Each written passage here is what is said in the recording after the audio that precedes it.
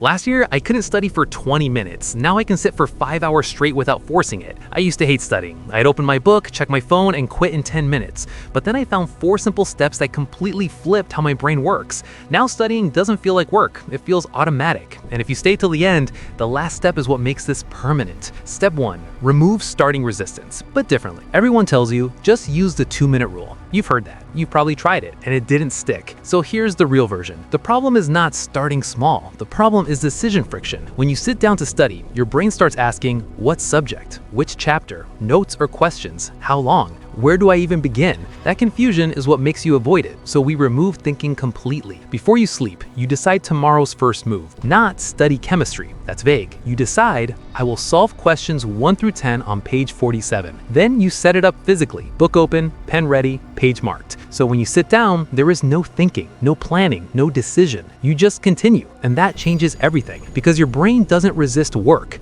It resists unclear work. This is why you can scroll for hours but struggle to study for 10 minutes. Scrolling is frictionless. Studying isn't. So your goal is simple. Make starting so obvious that not starting feels stupid. Not hard, not motivational, just obvious. Now here's where most people fail next. They start, but they don't last. So let's fix that. Step 2, build a loop that pulls you back. Starting isn't the real problem. Quitting after 10 minutes is. Right now your brain sees studying like this: effort, nothing, boredom, escape. That's why you leave. There's no reward, no feedback, no reason to continue. So we change the loop. Study, small win, feel good, repeat. But here's the mistake most people make. They track time. 2 hours today, 3 hours yesterday. Useless, because you can sit for 3 hours and do nothing. Instead, you track sessions. One session is 25 minutes of real focus. No phone, no switching. Every time you complete one, you mark it. Not for productivity, for proof. Because your brain needs to see, I'm actually doing something. Now add this rule. After 3 sessions, you earn a reward. Not before, not during, after. And keep it controlled. Not, let me open Instagram for a minute because that turns into 30. Something limited, something contained. Now your brain starts thinking differently. If I finish this, I get something. That small shift is what makes you come back the next day, because now studying is not endless. It has checkpoints. And humans don't quit systems with clear progress. They quit vague effort. Right now your studying is vague. That's why it feels heavy. Fix the loop and you fix consistency. But there's still one problem. Even if you start easily, even if you stay for 25 minutes, if your studying feels passive, you will get bored again. And when boredom hits, you relapse. So next, we fix the way you actually study.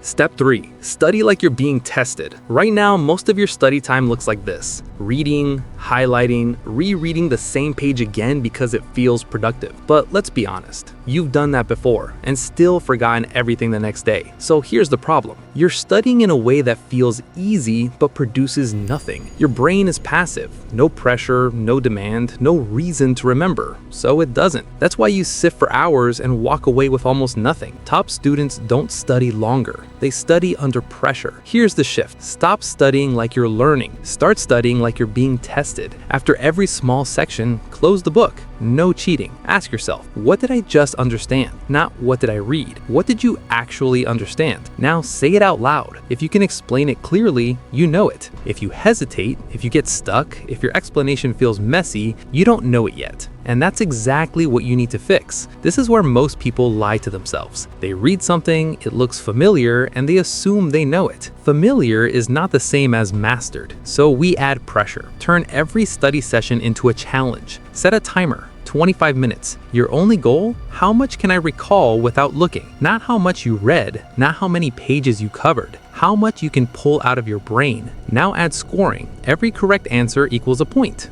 Every mistake equals something to review. Now you're not just sitting there, you're playing a game, and your brain wakes up because now there's risk, there's feedback, there's a clear signal of progress. That's why this feels harder at first, because now you can't hide. But this is also why it works, because struggle is what creates memory, not comfort. This is the difference between I studied this and I actually know this. Most students stay in the first category. That's why they panic in exams. You won't, because you've already been testing yourself the whole time. But there's still one thing that can destroy all of this. You can have the perfect system, you can know exactly what to do, and still fail. This is where most people relapse. Step 4. Control what your brain is addicted to. You're trying to make studying feel good while your brain is addicted to something better. That's the real problem. Think about your average day. Short videos, scrolling, music in the background, constant switching. Your brain is getting high stimulation with zero effort. So when you sit down to study, it feels slow, heavy, boring. Not because studying is bad, but because everything else is easier. So let's be clear. If your phone is within arm's reach, you've already lost the session. Not maybe distracted,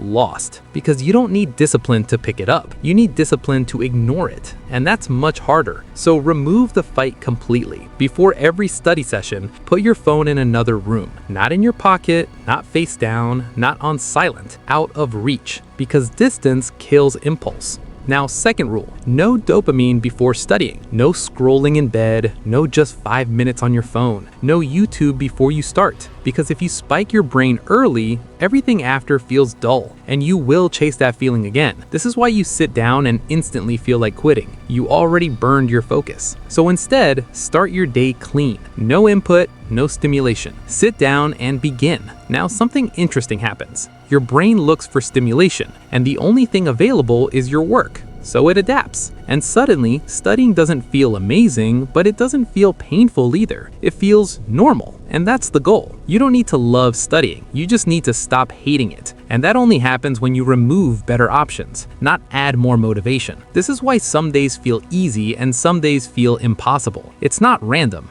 It's what you fed your brain before the session. Control that, and everything else becomes easier. Let's simplify everything. You don't need more motivation. You need control. Remove decision friction so you start instantly. Build a loop so your brain wants to continue. Study under pressure so you actually remember. Remove distractions so nothing pulls you away. That's it. No complicated system, no 20-step routine. Just 4 changes. Now, here's the real question. How many times have you told yourself, I'll start properly tomorrow, and then repeated the same day again? Because if you don't change this now, nothing changes. Same habits, same distractions, same results. So decide, are you going to keep restarting every week? Or finally fix the way you study once and stop falling back?